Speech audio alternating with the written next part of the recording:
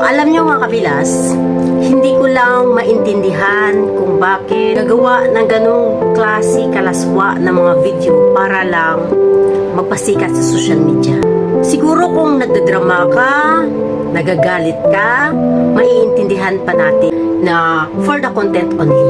Or either, naglabas ka ng sama ng loob mo, katulad ko, minsan, hindi natin maiiwasan. Pero yung mga ganitong klaseng video, hindi ko rin maintindihan kung bakit pinapayagan nito ni Meta. Kasi, sa akin lang mga kabilas, napaka-stricto po talaga. Kunting cleavage lang, mava-violate na ako. May maling salita, maling words, maling title, nava-violate na ako, mga kabilas. Alam niyo mga kabilas kung bakit ko ito pinakita sa inyo ang ginagawa ni ate. Dahil gusto ko lang po malaman niyo na kung views ang habol natin, pera, madali lang natin makuha yan. Kahit hindi sa ganyang klaseng paraan. Pero kung gusto mo talaga magpasikat, makilala sa social media na isa kang hubadera, madali lang din yan. Ganyan at ganyan ang gagawin mo. Pero ang tanong, nasaan ang dignidad mo? Ano ang sasabihin ng pamilya mo? Mga anak mo, kung may anak ka man, mga kabilas. Ano ang masasabi nila sa'yo? Alam niyo mga kabilas, kapag ginawa niyo yan, hindi lang ikaw ang mapahiya.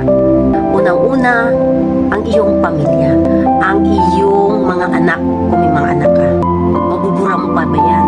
Dahil patagal na patagal at habang nabaviral ang iyong video, pasira ang pagkatao mo. Ang sarili mo, hindi lang yan. Mas lalo mo binababa ang kababaihan.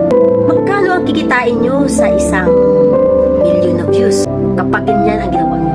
Kapag short video, wala pa pong $100. Palagay natin 80, 70. Magkano ang equivalent nun? 3,000?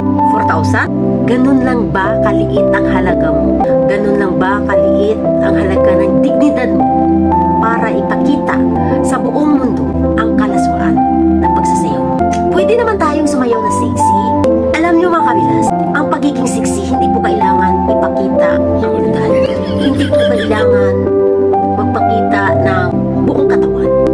Dahil kung sexy, kahit nakadamit ka, sexy ka talaga tingnan. Pwede naman tayong, may tinatawag naman tayong mga big picture, cleavage, mga kabilas. Yun, pwede pa yun. Kasi, minsan nakakakuha din yun ng magandang views kapag maganda ang ating pananamit. Lalo na kapag nakakapang-akit. Pero hindi po natin kailangan ibaba ang ating sarili para mapansin at makakuha ng views or kumita dito sa social media. Dahil ang dignidad, walang kasing laki ng halaga ng pera para sirain mo lang sa komento ng iba ang iyong sarili. Oo nga, mag-viral ka, sisikat ka. So, hindi ka pa nakapagsimula. Gumawa ng vlog mo, sirang-sira ka na. Dahil hindi ka na nire-respeto ng iba.